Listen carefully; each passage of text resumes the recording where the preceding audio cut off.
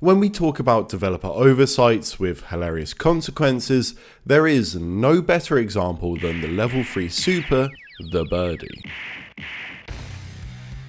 Supers in Alpha 2 are kind of interesting. Their purpose is a little different to most other Street Fighter games, primarily due to the fact that this game has custom combos. This mechanic universally possesses full invulnerability and often dramatically better damage than supers. Add on to that the fact that activation comes out instantly and facilitates an unblockable low on an opponent who is both standing and close to you. What results is custom combos will simply outclass your supers in every respect.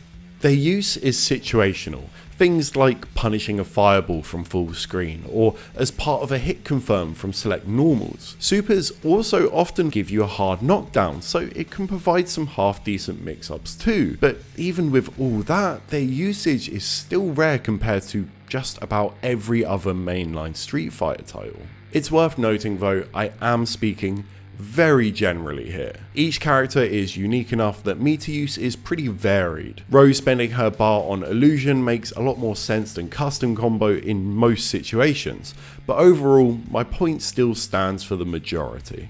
Birdie's level 1 and 2 are passable. He can use them as hit confirms from jump-ins. This is a charge move, so realistically he's not landing it any other way as a confirm, because he rarely wants to prioritize storing charge over moving in. He is a grappler after all. Now, level 3 functions the same as 1 and 2, you can confirm into it, but if you watch this animation, you can probably guess what the issue is. It's right here. That stun which happens as part of the animation is mashable. What this means is, I can break out of the special and punish him.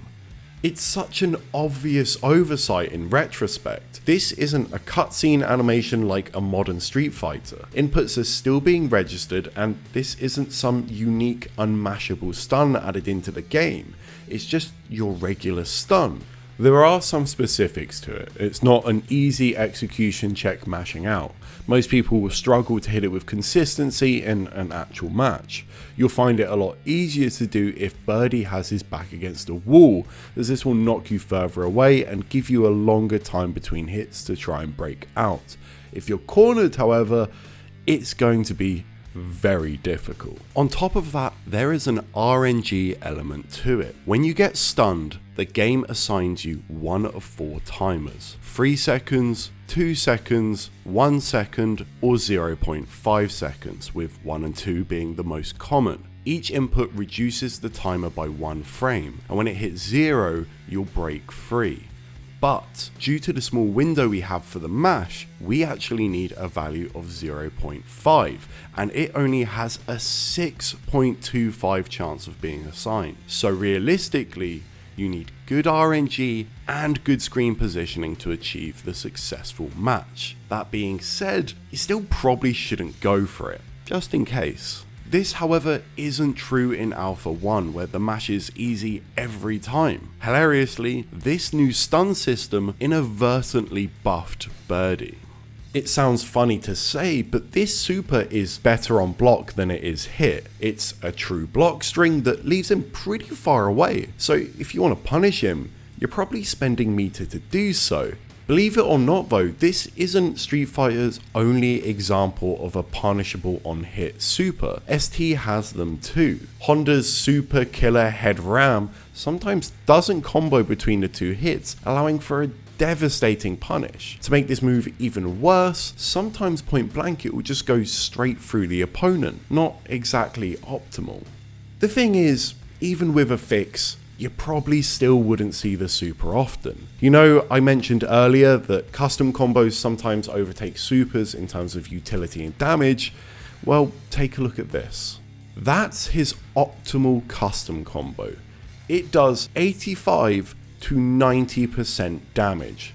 For 3 meters, Birdie can hit you with an unblockable low on a standing character and will probably win the game off it. It also punishes fireballs, it can be done from a jump in, it basically has all the utility of the super, bar being able to cancel normals into it. Hilariously, despite this, he's still one of the worst characters in the game. Strangely, this mash to escape combo concept we see here is kind of an idea that stuck around. Guilty Gear and Virtua Fighter both feature attacks you need to mash out of to stop yourself from being comboed. A classic example of this is in Xrd with Slayer's bite command grab. It forces you to mash. If you don't, he can get a pretty big reward off it, and even if you do, the fact you're mashing out of something probably compromises your mental stack, potentially leading to further mix-ups. It's essentially a soft reaction check. Perhaps they took influence from Birdie. I'd say probably not, but I guess we'll never know. It's an oversight indicative of a naive company working in a genre that is brand new. It's ridiculous but perfectly sums up some of the brilliant things you can find in these older games. And who knows, maybe one of you young developers out there watching this could benefit from just giving them a try.